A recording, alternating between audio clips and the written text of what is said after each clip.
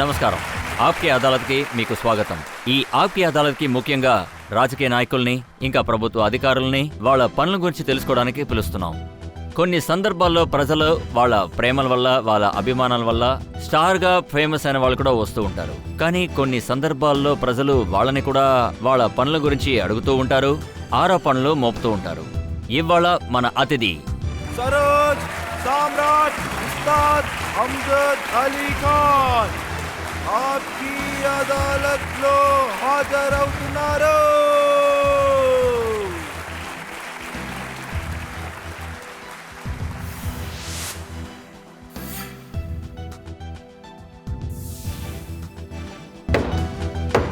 ప్రస్తావనని ప్రారంభిద్దాం.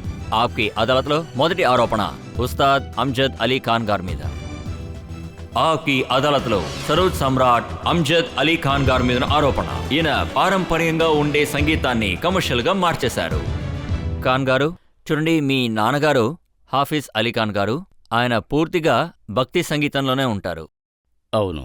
ఆయన ఎప్పుడు కూడా మ్యూజిక్ ని అమ్మటం పక్కన పెడితే ఆయన ఎప్పుడు కూడా ఆయన మ్యూజిక్ ని రికార్డ్ చేయడానికి అనుమతించారు. అవును, మీరు చెప్పేది నిజమే. కానీ మీరు మ్యూజిక్ కొట్టే తెరిచారు. ఇది కాంప్రమైజ్ అవ్వాల్సిన అవసరం వచ్చింది. ఎందుకంటే ప్రపంచమంతా వినేవాళ్లు ఎక్కువైపోయారు. అదీ కాక వినేవాళ్ళందరి దగ్గరికి అమ్జద్ అలీ ఖాన్ నేరుగా వెళ్ళాడు. అందువల్ల రికార్డ్ చేయవలసి వచ్చింది, డివిడీలు చేయవలసి వచ్చింది, క్యాసెట్స్ చేయవలసి వచ్చింది. దాని వెనుక వ్యాపారం మాత్రమే కాదు, దాని ఉద్దేశం ఏమిటంటే మన కళని దేశమంతా వ్యాపించేలా చెయ్యొచ్చు. ఆ పారంపర్యానికి చెందిన వాళ్ళు, అంటే మీ నాన్నగారు ఇష్టపడంది ఒకటి, ఆయన సంగీతం కొట్లలో వినిపించకూడదని అనుకున్నారు. అవును. ఆ పారంపర్యానికి చెందిన వాళ్ళు మీరు ఒక మ్యూజిక్ కంపెనీనే తెరిచేశారు.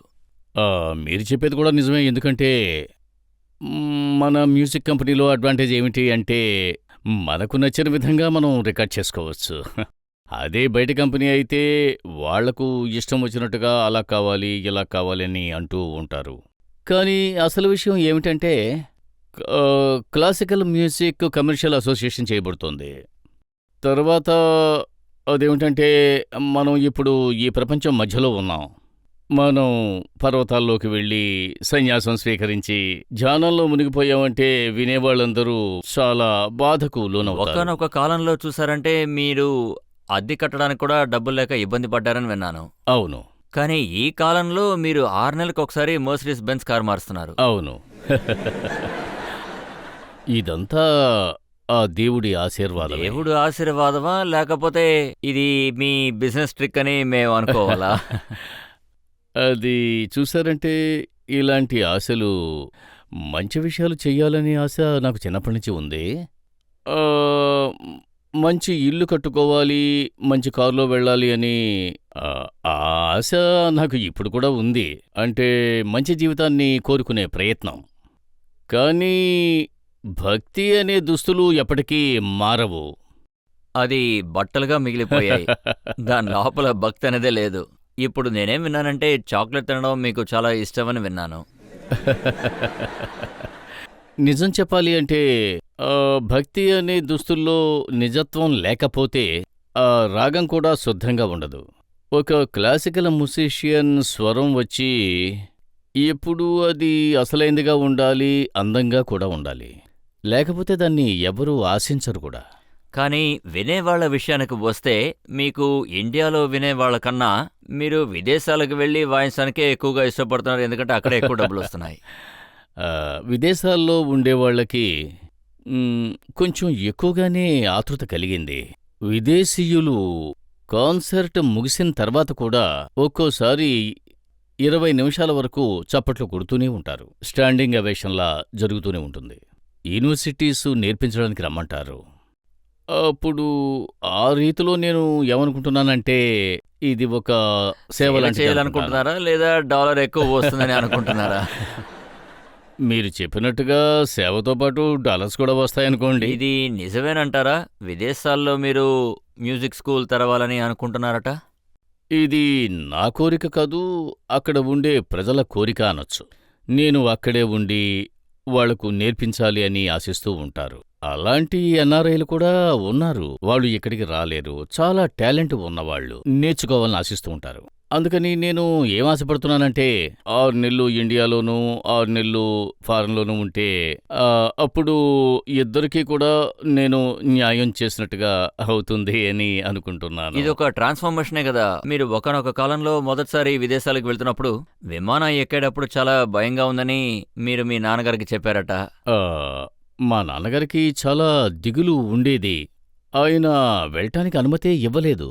కానీ నన్ను విదేశాలకు పంపించేవాళ్ళు మా నాన్నగారిని కష్టపడి ఒప్పించారు. అయితే ఈ కాలానికి చెందిన చెస్ మాస్టర్ మిమ్మల్ని అనొచ్చు. ఇద్దరికీ సమానత్వంగా ఉంటుంది కదా. ఐ థింక్ ఇప్పుడు నా జీవితంలో ఏమిటంటే కొన్నేళ్ల పాటు నా కోసం నేను జీవించాను. తర్వాత మిగతా వాళ్ళ కోసం జీవించాను. వాళ్ళకు కూడా సేవ చెయ్యాలి అనుకున్నాను. ఆడియన్స్ మిమ్మల్ని ప్రశ్నలు అడగాలనుకుంటున్నారు. మీరు అడగచ్చు మొదటి రోలో. ఉస్తాద్ బిస్మిల్లా ఖాన్ గారు మీ కాలంలో ప్రముఖులు, మీరు మీ కాలంలో పెద్దవారుగా ఉన్నారు. ఆయనకి భారతరత్న అవార్డు అయితే దక్కింది, కానీ మీ పేరుని ఇప్పటి వరకు కన్సిడరే చేయలేదు. దీని గురించి మీరు బాధపడట్లేదా? లేదు, నాకు ఇంకా 80 ఏళ్ళు రాలేదు కదా.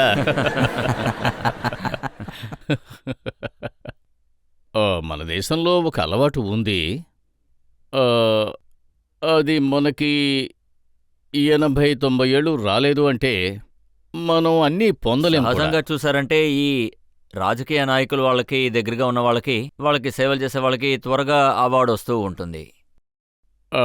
అందులో చెప్పాలంటే నా ఉద్దేశం ఏమిటంటే ఏదైనా సమయం వచ్చినప్పుడే జరుగుతాయి. This is what I say. మీరు కూడా ప్రయత్నించారు కదా. మిసెస్ గాంధీతో ఒక రాగం ప్రయత్నించారు. అలాగే రాజీవ్ గాంధీ గారి కోసం కూడా ఒక రాగం సృష్టించారు. కానీ మీకు ఏ రివార్డు దొరకలేదు. నేను సృష్టించిన రాగాలన్నీ కూడా ఆయన చనిపోయిన తర్వాతే చేశాను. అది నాకు కూడా ఒక ఫీలింగే. స్వామి హరిదాస్కి ఒక రాగం చేశాను. ఉస్తాద్ అమీర్ ఖాన్ సార్కి ఒక తోడి రాగాన్ని చేశాను. ప్యారిస్లో మహాత్మా గాంధీ గారి 125వ జయంతి చేసినప్పుడు నరసింహరావు గారు అక్కడికి వచ్చారు. అప్పుడు నేను బాపు గారి కోసం ఒక రాగం క్రియేట్ చేశాను, బాపు కోస్. అది చాలా అద్భుతంగా వచ్చింది. మా అమ్మగారి పేరు మీకు తెలియదని అనుకుంటున్నాను, కానీ మీరు రీసెర్చ్ చేసుంటారు. రజిత్ సార్ అన్నిటి గురించి బాగా రీసెర్చ్ చేస్తారు. సాధారణంగా ప్రజలకి కళాకారుల వాళ్ళ తల్లుల పేర్లు తెలియవు. మా అమ్మగారి పేరు రాహత్ జహాన్. ఆవిడ పేరు మీద కూడా ఒక రాహత్ కోస్ అని ఒక రాగాన్ని క్రియేట్ మీరు చేశాను. మన్మోహన్ సింగ్ గారి పేరు మీద కూడా రాగం వేస్తారా? ఆయనకు ఆ దేవుడి ఆశీస్సులు ఎప్పుడూ ఉంటాయి. ఆయన దీర్ఘాయుషుగా ఉండాలి, ఇంకా ఎన్నో మంచి పనులు చేయాలి. ప్రజల ఆరోపణలు కొనసాగుతాయి ఉస్తాద్ అమ్జద్ అలీ ఖాన్ గారి మీద బ్రేక్ తర్వాత.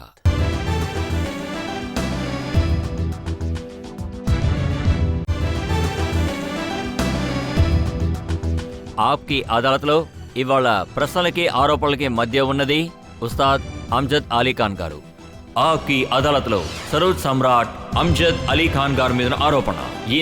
ఆయన ప్రచారం కోసం మాత్రమే సాక్స్ వాయిస్తూ ఉంటారు.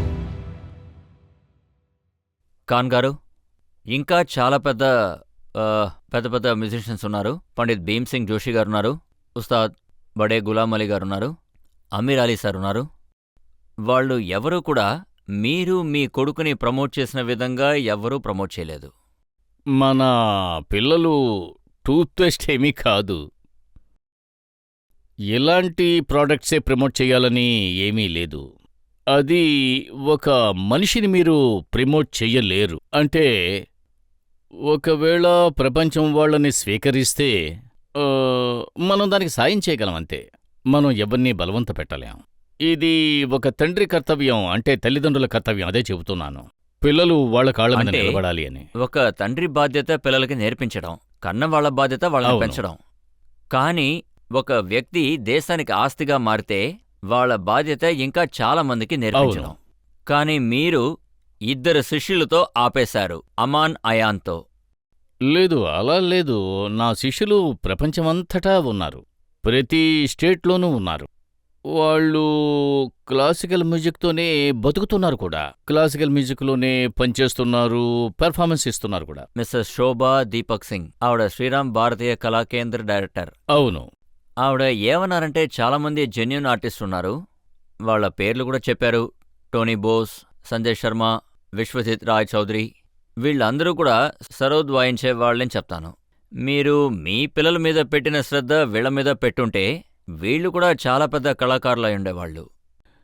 మీరు 3 పేర్లు మాత్రమే చెప్పారు, కానీ ఢిల్లీలో నేను 40 మందిని ప్రమోట్ చేశాను. ఒక ఫెస్టివల్ చేశాను, సరోజ్ ఫెస్టివల్, 15 ఏళ్ల క్రితం. పెద్ద పెద్ద సంగీత కుటుంబాల నుంచి గొప్ప గొప్ప ప్రావీణ్యుల్ని తీసుకొచ్చాను. ఢిల్లీ నగరం అదిరిపోయింది 40 మంది సరోజ్ విని. 40 మందిలో ఈరోజు 5-10 మంది అయినా వేదిక మీద వాయిస్తూ ఉన్నారు, కీర్తి ప్రతిష్టలు సంపాదించుకున్నారు. కానీ డామినేషన్ మీ కుటుంబమే. లేదు, నేను ఎవరిని అడ్డుకోలేను. నేను వాళ్లకు ఉత్సాహాన్ని ఇవ్వగలను. ఒకవేళ వాళ్ళు అవుట్ స్టాండింగ్ టాలెంట్ అయి ఉంటే, వాళ్ళు బాగా వాయిస్తూ ఉంటే, దాన్ని ఏ గురువైనా సరే లేక ఎవరైనా సరే సువాసనని ఆపలేం మనం. అంటే సరోద్ వాయించేవాళ్ళు విశ్వజిత్ రాయ్ చౌదరి, చెప్పండి. ఆయనే ఆరోపణ వేశారంటే ఫ్యామిలీ డామినేషన్ ఉస్తాద్ అమ్జద్ అలీఖాన్ గారే క్రియేట్ చేశారు, అందుకే నేను పైకి రాలేకపోయానని ఆయన అన్నారు. అలాగా?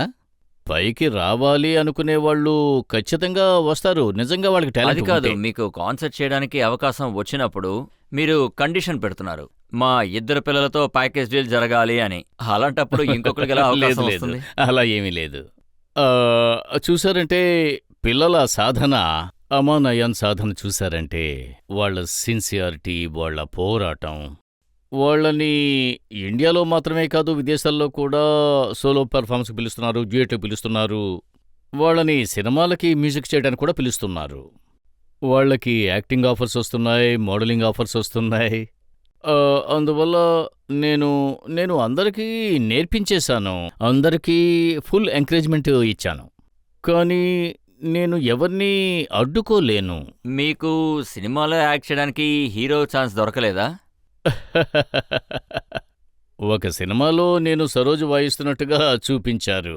ఆ సినిమా పేరు స్పర్శ్. అందులో షబానా, నజరుద్దీన్ షా బ్లైండ్గా ఉంటారు. ఒక బ్లైండ్గా ఉన్న వ్యక్తి సంగీత ప్రపంచంలో ఉంటాడు, సౌండ్ ప్రపంచంలో కూడా ఉంటాడు. నేను సినిమాలో పనిచేయడానికి తగిన వ్యక్తిని కాదు. గుల్జార్ గారు ఒకసారి చెప్పారు, ఈయన అందం చూస్తుంటే ఈయన ఖచ్చితంగా సినిమాలో హీరో అవ్వొచ్చని చెప్పారు. ఇది ఆయనిచ్చే మర్యాద, గౌరవం. ఎందుకంటే ఆయన నా మీద ఒక 1 అవర్ డాక్యుమెంటరీ తీశారు కూడా. అది ఆయన ప్రేమ, కానీ నేను యాక్టింగ్ ఎక్కువగా కొనసాగించలేను.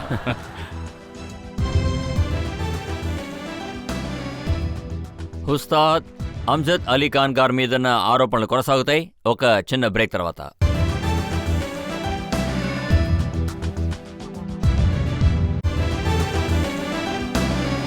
ఆప్కి అదాలత్లో ఇవాళ నేరస్తుడు బోన్లో ఉన్నది సంగీత ప్రపంచంలో ఎంతో పెద్ద కళాకారుడు ఉస్తాద్ అమ్జద్ అలీఖాన్. ఆప్కి అదాలత్లో ఉస్తాద్ అమ్జద్ అలీఖాన్ గారి మీదన ఆరోపణ, ఈయన మ్యూజిక్ మాఫియా నడుపుతున్నారు. ఖాన్ గారు, ఇది ఎప్పుడో జరిగిన ఒక విషయం. Pandit Vishwa Mohan Bhatt Grammy award winner, ఆయనే ఈ ఆరోపణ వేశారు, అమ్జద్ అలీఖాన్ గారు ఢిల్లీలో కూర్చుని మాఫియా నడుపుతున్నారు అని. చెప్పాలంటే ఆయన పండిట్ రవిశంకర్ గారి శిష్యుడు. అండ్ ఆయన చెప్పిన మాట నాకు చాలా కష్టమనిపించింది. మాషాల్లా, ఆయన చాలా ప్రతిభావంతుడు, తెలివైనవాడు. కానీ ఇలాంటి మాటలు తెలివైనతనం అనిపించుకోదు. ఎందుకంటే సంగీతంలో ఏ గ్యాంగ్ అయినా కూడా ఎక్కువ కాలం నిలబడలేదు. కానీ ఎవరి జీవితంలో సంగీతం ఉండదో వాళ్ళు విజయవంతంగా మాఫియా గ్యాంగ్ని నడిపించగలరు. కానీ మీరు మాట్లాడుతున్నప్పుడే చెప్పేశారు ఆయన పండిత్ రవిశంకర్ గారి శిష్యుడు అని. లేదు, ఆయన ఒక గొప్ప సంగీత జ్ఞాని యొక్క శిష్యుడు. నేనేమనుకున్నానంటే ఆ గ్యాంగ్ నడిపేది రవిశంకర్ గారే అని. ఆయన అలా చెప్పినందువల్ల పండిట్ రవిశంకర్ గారు ఆయన మీద కోప్పడ్డారని నేను విన్నాను కూడా. ఆయన అటువంటి మాట అనకూడదు అని. నన్ను మాత్రమే కాదు, ఆయన చాలామంది సంగీత విద్వాంసుల పేర్లు కూడా చెప్పాడు. అదేమిటంటే, మా సంగీతం ఫీల్డులో స్వరం యొక్క మాధుర్యం అర్థమైతే, ఆ స్పందన కలిగితే అటువంటి వాళ్ళు ఇలాంటి విషయాలు పట్టించుకోరు. కానీ పండిట్ రవిశంకర్ గారు మీ మీద కోపంగా ఉన్నారు, 19 సంవత్సరాలుగా మీతో మాట్లాడలేదని విన్నాను. అలా ఏం కాదు, ఆయన ఈ మధ్యనే నా కచేరీకి కూడా వచ్చారు. షరీఫ్ ఫోర్ట్ హాల్కి. మేము ఎంఎస్ సుబ్బలక్ష్మి గారికి అంజలి ఘటించాం. ప్రోగ్రాంని పూర్తిగా చూశారు కూడా. నాకు చాలా సంతోషం కలిగింది. I was really honour. 3 గంటల సేపు కూర్చున్నారు, లోపలికి వచ్చి నన్ను కలిశారు. ఆయన భార్య సుకన్య కూడా. అయితే ఆయన కోపం పోయిందా? నాకు తెలిసి అలాంటిదేమీ ఉన్నట్టుగా అనిపించలేదు. అదేమిటంటే పండిట్ గారు ఆయన శిష్యుడికి అర్థమయ్యేలా చెప్పారు అనుకుంటున్నాను. భవిష్యత్తులో ఏం మాట్లాడాలన్నా ఆలోచించి మాట్లాడాలి అని. మీరు కూడా మీ స్వరాన్ని మార్చి టైమ్ మ్యాగజైన్లో చెప్పారు. రవిశంకర్ గారి కూతురు Anushka, she is the musician of the future అని. దేశ భవిష్యత్తు ఆవిడే అన్నారు. నేను చెప్పేదేమిటంటే వాళ్ళు చాలా టాలెంట్ ఉన్నవాళ్ళు. అనుష్క కాకుండా ఇంకా మిగతా వాళ్ళు టాలెంట్ ఉన్నవాళ్ళు ఉన్నారు. చూసారంటే పండిట్ శివకుమార్ గారు, శర్మ గారి కుమారుడు రాహుల్ శర్మ కూడా ఉన్నారు, కౌశిక్ ఉన్నారు, చక్రవర్తి స్మితా పండిట్ ఉన్నారు. ఇలా చాలా మంది ఇలాంటి వాళ్ళు, అమాన్ నయాన్ ఉన్నారు. వాళ్ళు చాలా కష్టపడుతున్నారు, టాలెంట్ అయిన వాళ్ళు ఉన్నారు. కానీ మన దేశ భవిష్యత్తుకి ఎవరు కారకులవుతారు అనేది ఆ భగవంతుడికే తెలియాలి. కానీ మ్యాగజైన్లో వచ్చి ఇలాగే రాశారు. నేను చెప్పినట్టుగా అంటే Anushka Shankar is future of Indian musical classic. అలా అని నేను అమానయాన్ని కూడా చెప్పలేను. మీరు చెప్పేదాన్ని బట్టి చూస్తుంటే అనుష్క శంకర్ గారికి ఏ ఫ్యూచర్ లేదా? లేదు, వాళ్ళు చాలా టాలెంట్ ఉన్నవాళ్ళు. నేనేమంటున్నానంటే అటువంటి వాళ్ళు 10-12 మంది ఉన్నారు సితార్ వాయించేవాళ్ళు. వాళ్ళందరూ చాలా టాలెంట్ ఉన్నవాళ్ళు. ఆ దేవుడు దయ వల్ల అందరూ వాళ్ళ లక్ష్యాన్ని సాధించాలి. వాళ్లలో అనుష్క కూడా ఒకరు. ఇంకొక ఉస్తాద్ గారు మీ మీద చాలా చాలా కోపంగా ఉన్నారు. ఉస్తాద్ బిస్మిల్లా గారు. ఇది డిసెంబర్ 23, 2004లో జరిగింది. చెప్పండి. కోల్కతా నైట్. చెప్పండి.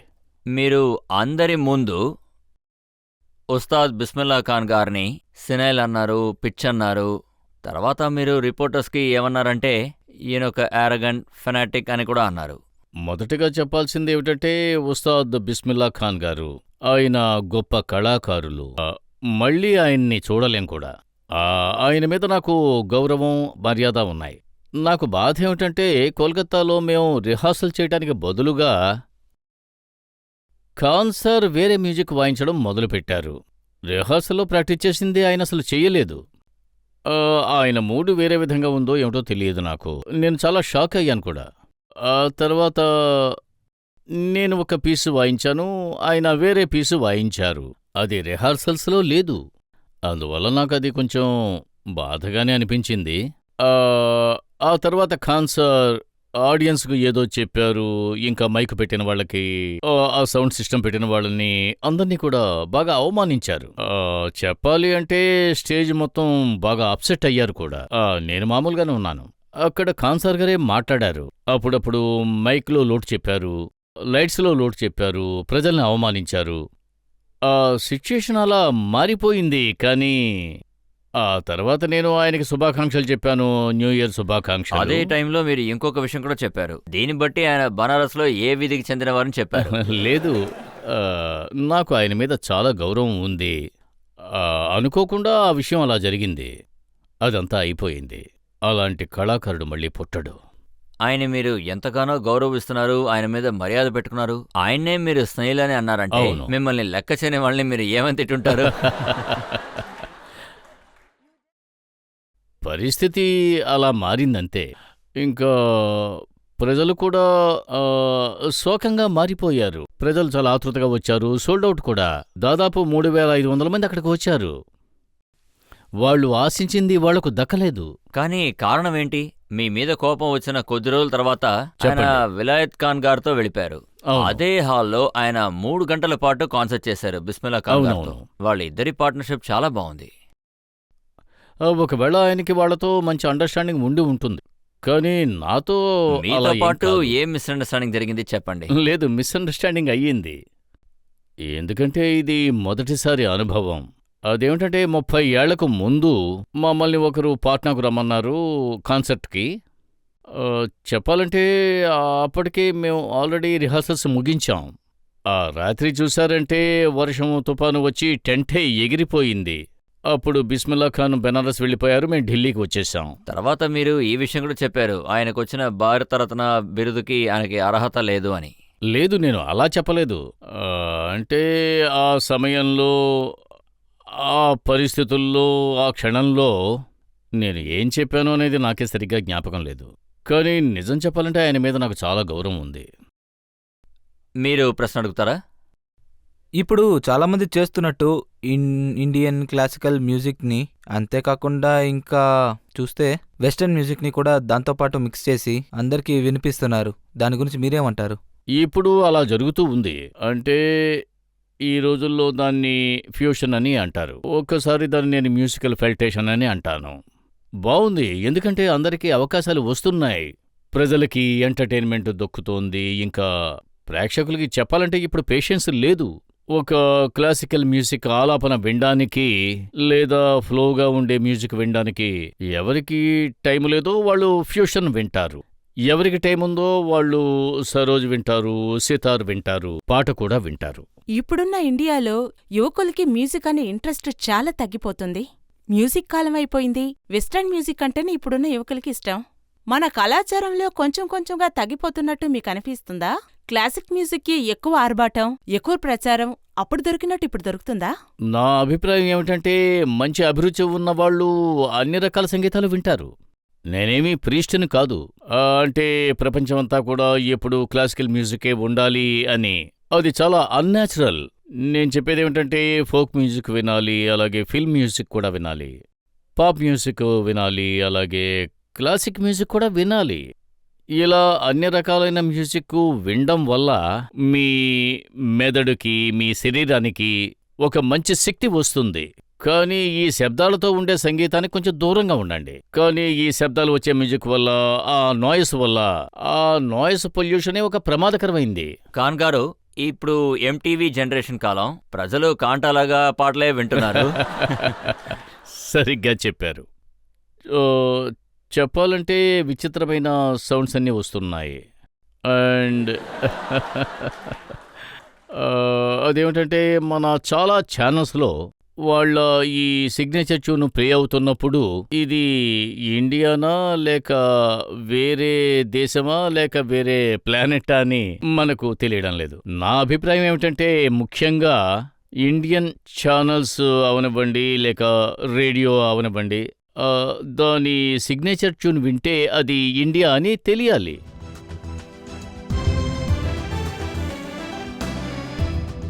ఉస్తాద్ అలీ ఖాన్ గారి మీదున్న ఆరోపణలు కొనసాగుతాయి. ఇప్పుడు ఒక బ్రేక్ తీసుకుందాం.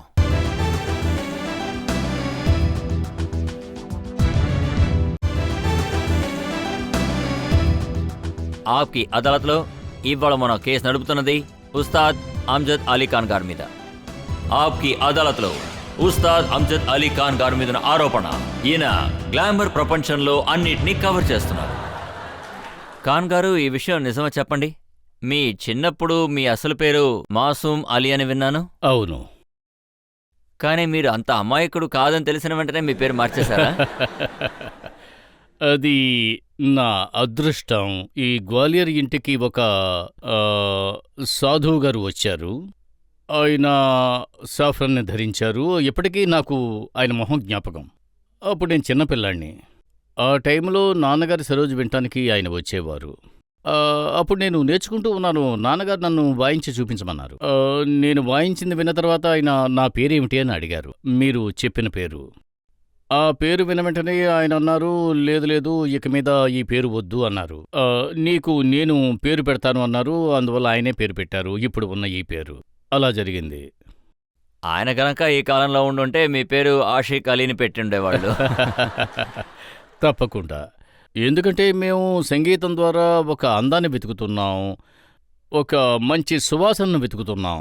ఒక అందమైన ముఖం చూసినప్పుడు అల్లాకి కృతజ్ఞత చెప్పుకుంటాం, ఎంత అందమైన మొహాన్ని అంటే సృష్టించారు క్రిటిక్స్ అని. లో ఏమంటున్నారంటే, మీ కాన్సర్ట్ లో చాలా మంది ఆడవాళ్ళు మీ కాన్సర్ట్ వినడం కన్నా మిమ్మల్ని చూడ్డానికి వస్తున్నారట. ఆ, లేదు, అలా ఏం లేదు. ఇది ప్రజల ప్రేమ.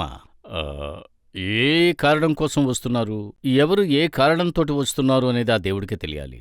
దేవుడి దయ వల్ల నేను వాయించేటప్పుడు చాలామంది వస్తారు. నా ఉద్దేశం ఏమిటంటే ఇదంతా కూడా సంగీతం వల్లే సృష్టించబడుతోంది. ఒకవేళ మనం సరోజ స్వరం వాయిస్తే ఎంత దుర్మార్గుడికైనా వాడి మనసు వికసిస్తుంది. మీ 8 సంవత్సరాల ప్రేమ అది కూడా సంగీతం వల్లే వచ్చిందా? అదంతా సంగీతం వల్లే జరిగింది. ఇది నిజమా చెప్పండి, మీ మనసు విరిగిపోయినప్పుడు మీరు కూడా దేవదాస్ లాగా తాగడం మొదలు పెట్టారట? ఇదంతా కూడా మనిషి జీవితంలో జరుగుతూనే ఉండాలి. అంటే ప్రతి ఘట్టంలోనూ కూడా ఏదోటి నేర్చుకోవాలి. కానీ ఆ విరిగిపోయిన మనసు కథ ఏంటో చెప్తారా?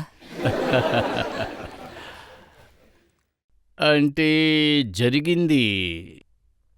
జరిగిన విషయాలన్నీ ఒక చరిత్రనే చెప్పాలి. కానీ ఆ, దేవుడు ఏమనుకుంటే అదే కదా జరుగుతుంది. మనం ఎంత దూరం వెళ్ళినా మనం వెళ్ళే కొద్దీ మన లక్ష్యం కూడా ఎంతో దూరంగానే కనపడుతుంది. సో నాకు సంబంధించి నేను ఇంకా స్ట్రగుల్ అవుతూనే ఉన్నాను.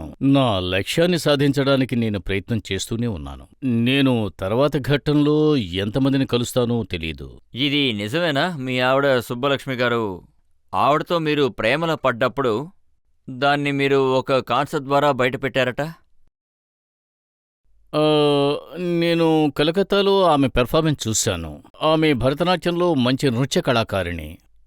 నాకు ఆమె డాన్స్ చూసినప్పుడు ఏమనిపించింది అంటే ఆ దేవుడు ఆమెను నా కోసమే పంపించాడు అని. మొదటిసారి అలా అనిపించిందా, లేదా చాలా మంది గురించి మీకు అలా అనిపించిందా?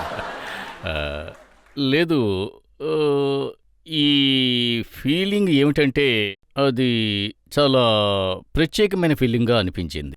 ఆ, ఆ తర్వాత నేను ఆమెను కలకత్తాలో కలవడానికి ప్రయత్నించాను. ఆమె కుటుంబాన్ని కలవడానికి ప్రయత్నించాను. ఆమెకు ప్రపోజ్ చేశాను. ఆ తర్వాత దేవుడు మమ్మల్ని ఇద్దరినీ కలిపాడు. ఎందుకంటే ఇంతకుముందు చాలామంది చెప్పేవాళ్ళు మొగలాయీలు అస్సాం వరకు వెళ్ళలేరు అని. కానీ నాకు ఇలాంటి అవకాశం దక్కింది, అక్కడికి వెళ్ళటానికి, అస్సాం చూడటానికి. అలాగే చాలా రాష్ట్రాల సంగీతాలు నేర్చుకునే అవకాశం కూడా నాకు దక్కింది. మీరు ఆవిడ్ని ఎంతగా ఇష్టపడ్డారంటే ఆవిడ పేరు మీద ఒక రాగం కూడా తయారు చేశారు మీరు. అవును, నేను సృష్టించిన ఆ రాగం మద్రాస్లో మ్యూజిక్ అకాడమీ హాల్లో ఒకరోజు ముందు, అంటే నెక్స్ట్ డే ఆమె బర్త్డే. నాకేమనిపించిందంటే నేను ఆవిడకు ఏమీ ఇవ్వలేదు, కానీ ఆవిడ నాకు నా జీవితంలో చాలా విషయాలు నాకు ఇచ్చింది, ఇంకా పిల్లల జీవితాల్లో కూడా. అందువల్ల ఉదయం నుంచి ఒక స్వరం నా మైండ్లో పరిగెడుతూనే ఉంది. అదేమిటంటే అది రాగంలా చూస్తే దాంట్లో ఒక ఆత్మ ఉంటుంది. ఆ ఆత్మ హమ్ చేస్తూనే ఉంటుంది. అది ఏ రాగం అనేది నాకు తెలీదు. అది ఒక పెద్ద గుర్తింపు అనిపించింది. వెంటనే దానికి పేరు పెట్టి ఆ రాగంలో ఒక ట్రెడిషనల్ రాగాన్ని వాయించాను. అప్పుడు నేను రాగ్ సుబ్బలక్ష్మి వాయించాను. అది సౌత్లో ఉండేవాళ్లకు బాగా నచ్చింది. మ్యూజిక్ అకాడమీలో చాలామంది ఉన్నారు. అది నా వైఫ్ కూడా ఢిల్లీలో ఒక న్యూస్ పేపర్లో దాని గురించి చదివారు. ఆ రాగం సుబ్బలక్ష్మి, అది ఆమె బర్త్డే రోజున ఈ ఒక మెసేజ్ ఆమెకు దక్కింది. అది నిజంగా చాలా అందంగా వచ్చింది. అది మీకు వాయించి చూపిస్తాను. ఒకసారైతే మీరు లేడీ డయానా మీద గారు కూడా కనేయడం. అది నా అదృష్టమనే చెప్పాలి. అప్పుడు ఆవిడ నా ఎదురుగానే కూర్చున్నారు. ఆ రోజు ప్రైమ్ మినిస్టర్ ఇంట్లో డిన్నర్ చేశాం. ఆ డిన్నర్ లాన్లో పెట్టారు. చాలా చలిగా ఉంది. ఆవిడ చాలా చిన్న డ్రెస్ వేసుకున్నారు. దాదాపు అక్కడ ఒక 20 మంది వరకు ఉంటారు. ఆ డిన్నర్లో డాక్టర్ మన్మోహన్ సింగ్ కూడా ఉన్నారు. ఆవిడికి అప్పుడు బాగా చలిగా ఉన్నందువల్ల అందరూ షాల్ కోసం వెతుకుతూ ఉన్నారు. యాక్చువల్గా నా దగ్గర షాలు ఉంది. మీరు చాలా అదృష్టవంతులు, మీ దగ్గర ఉంది. లేదు, ఆ షాల్ చాలా స్పెషల్ అయిన షాల్. ఆ షాల్ నా బండిలో ఉంది. ఆ డిన్నర్కి ముందు నాకు అనిపించింది పాత షాల్ వేసుకుని వెళ్ళొచ్చు కదా అని.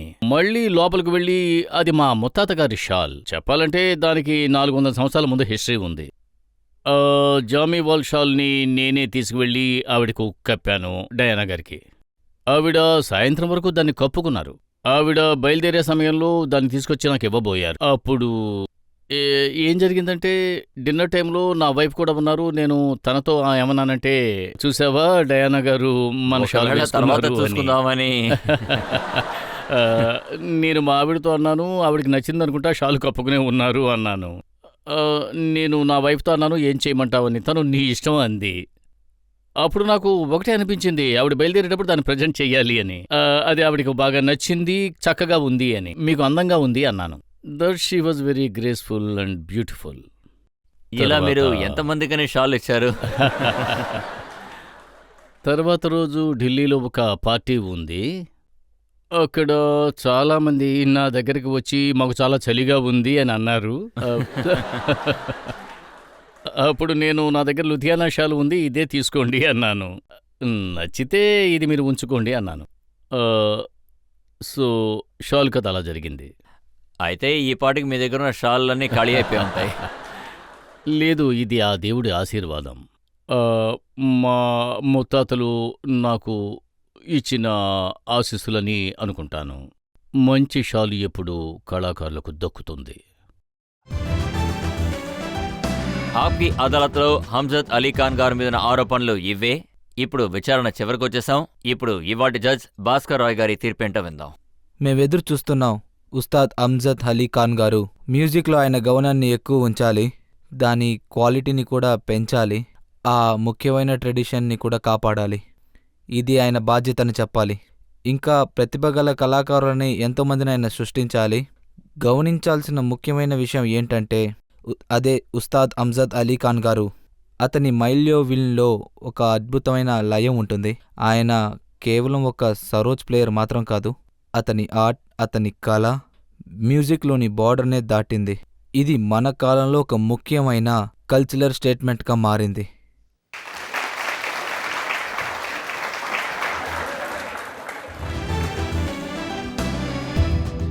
ఈ నమ్మకంతో ఉస్తాద్ అమ్జద్ అలీ ఖాన్ ఆయన మ్యూజిక్ మంత్రాన్ని ప్రపంచవ్యాప్తంగా అందిస్తూ ఉంటారు. ఇండియా పేరుని ప్రపంచవ్యాప్తంగా గర్వపడేలా చేస్తారు. ఇవాల్టి కేస్ ఇంతటితో పూర్తవుతుంది.